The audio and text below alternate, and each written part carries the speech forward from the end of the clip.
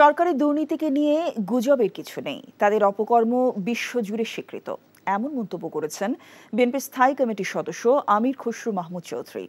চিকিৎসা শেষে ১.৫ মাস পর দেশে ফিরে হজরত শাহজালাল আন্তর্জাতিক বিমানবন্দরে সাংবাদিকদের সাথে আলাপকালে তিনি প্রধানমন্ত্রী ভারত সফর নিয়ে বলেন, দেশের মৌলিক সমস্যার সমাধান না করে বিদেশে গিয়ে চুক্তি করে লাভ নেই। তার দাবি, প্রধানমন্ত্রী ভারত সফর দেশের জন্য নয়, নিজেদের ক্ষমতা ধরে রাখতে।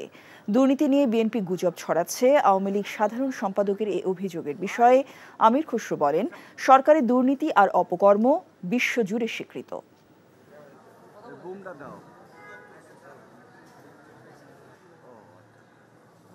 গুজবের তো কিছু নাই। বাংলাদেশের দুর্নীতি এখন বিশ্বখ্যাত। দেশে যেরকম জনগণের কাছে দুর্নীতির বিষয়টা দিনের আলোর মতো পরিষ্কার, এটা বিশ্বখ্যাত বাংলাদেশের দুর্নীতি। আন্দোলন চলছে, আন্দোলন তো বন্ধ হয়নি, কারণ দেশের কিছুই পরিবর্তন হয়নি। এখনও স্বৈরাচার ফ্যাসি সরকার বসে আছে, এখনও দেশে লুটপাট চলছে, এখনও জনগণের ভোটাধিকার ফিরে পায়নি, আইনের শাসন ফিরে পায়নি, জীবনের নিরাপত্তা ফিরে পায়নি। এই সমস্ত মৌলিক সমস্যার সমাধান না করে দেশে দেশে ঘুরে চুক্তি সই করলে বাংলাদেশের সমস্যার সমাধান হবে।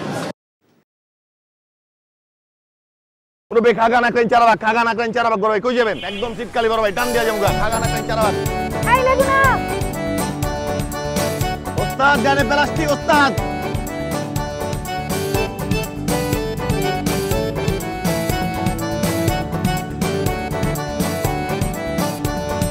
আপনার বান্ধবী আসেনি আজকে? না, কেন রে লাগবে? হে পৃথিবী, তুমি আমাকে ক্ষমা করে দিও। কইছি না বাপ তুইলা কথা কবি না, কইছি না একবার কলিজার টাইন আছে।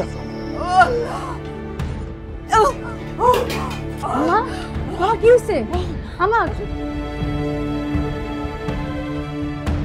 আমাদের মতো মানুষের এসব দেখা শোভা পায় না। উনি আমার কাছে আসছে। কাস্টমার, আমি পাশেই আছি, ঠিক আছে? আমি তোমার কতটা ভালোবাসি, আমি তো মানুষ সুইটিরে ভালোবাসছি।